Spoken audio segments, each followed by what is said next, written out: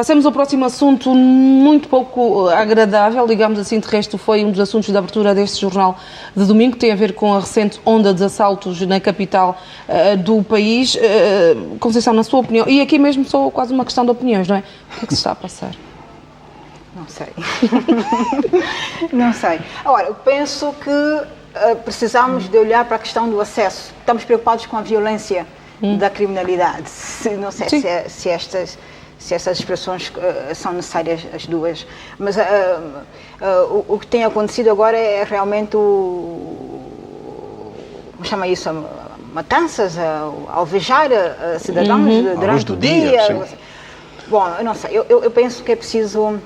As autoridades têm que se pronunciar, porque nós não podemos estar todos agora enjaulados e os criminosos já à vontade. Depois impacta tudo, impacta a economia, impacta a vida familiar, impacta tudo, efetivamente. Portanto, isso não pode... Agora, nós temos observado ciclos disso, não é? Sim.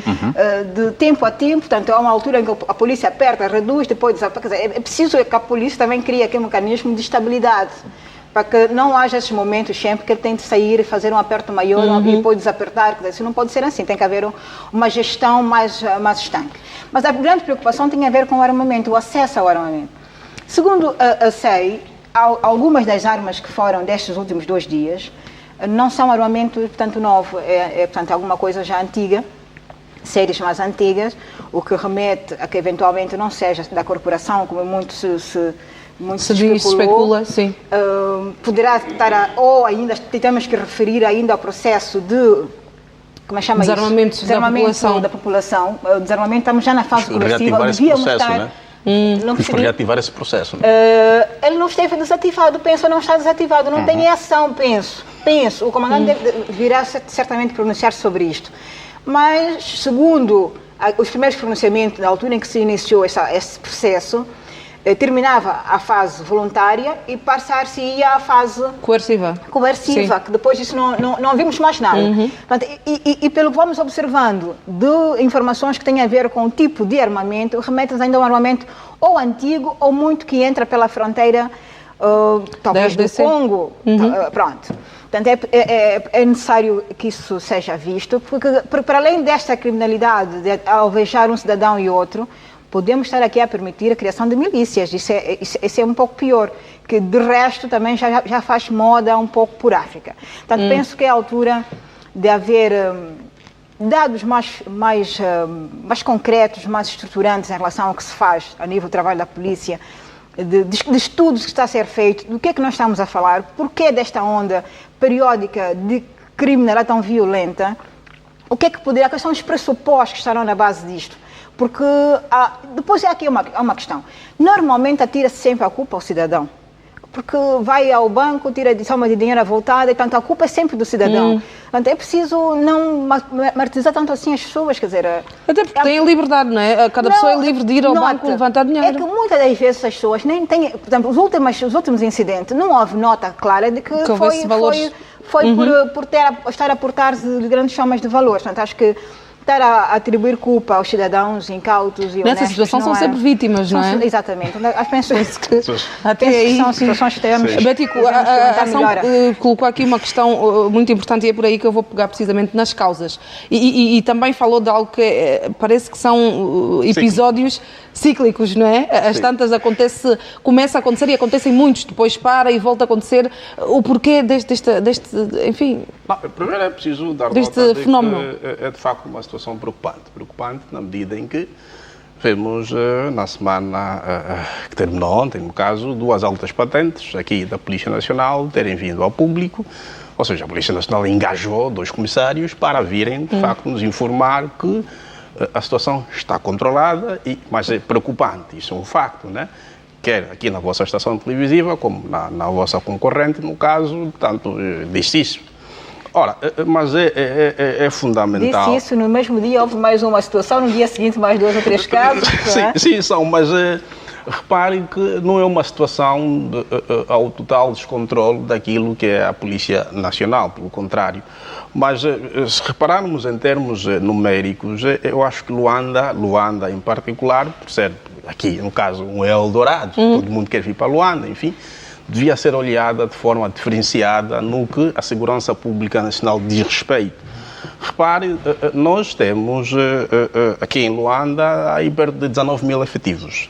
19 mil efetivos para uma população que corresponde formalmente, fala-se em 6, 7 milhões, mas do ponto de vista material está muito distante disso. Poxa, Viana deve ter 3, 4 milhões, Cacoaco anda aí em volta de 2. Já chegamos aos 10 definitivamente. Enfim, então aqui na diferenciação, ou na relação nível de criminalidade população, estamos muito distante, porque o ideal seria para Luanda 42 mil efetivos, mas estamos aí com 19 mil efetivos para atender, porque o rácio, do ponto de vista internacional, é um polícia versus 250 cidadãos ou pessoas. Portanto, mas em Luanda nós temos um rácio de um polícia para 1000 habitantes, o que é gritante, é preocupante, é fundamental. Que às vezes não têm um carro para apoiar. Ora, não vale a pena falar de rácio. Olha, eu Betico, eu vou aproveitar só a sua deixa, antes que agora eu te passe para um outro assunto. Eu quero abordar assim muito rapidamente um outro fenómeno. São agora os supostos guardas dos caminhões.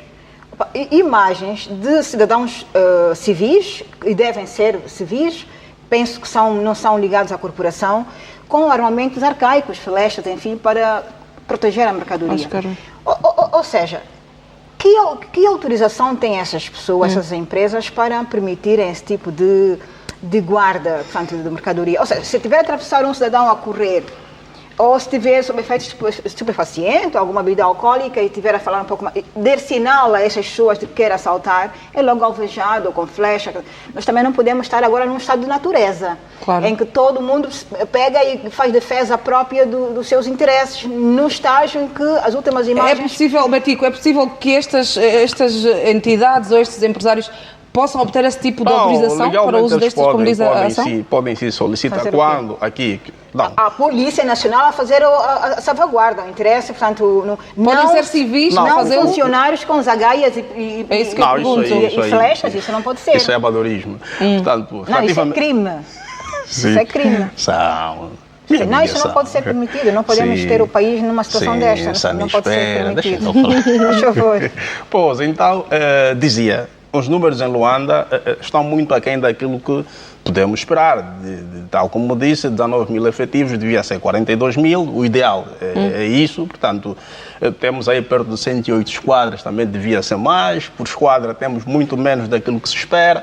Portanto, e aqui na relação de policiamento de proximidade, o que se quer é fundamental que haja um reforço dos efetivos para a Polícia Nacional, é fundamental que se olhe do ponto de vista do investimento público com maior atenção no quesito de segurança pública, porque senão, claro, vamos perder o controle aqui da criminalidade. Agora, olhar para o aspecto de criminalidade versus pobreza, não, eu acho que isso é quase um não assunto. Porque já falávamos sobre isso, lembro de estar o Rafael aqui. O Rafael aqui, o sociólogo, pois... e que defendia que não podia ser justificação. Não, pois isso é um quase não assunto, porque há pessoas que viveram extrema pobreza, mas conseguiram fazer aquela transição social e estão bem hoje, do ponto de vista social, enfim.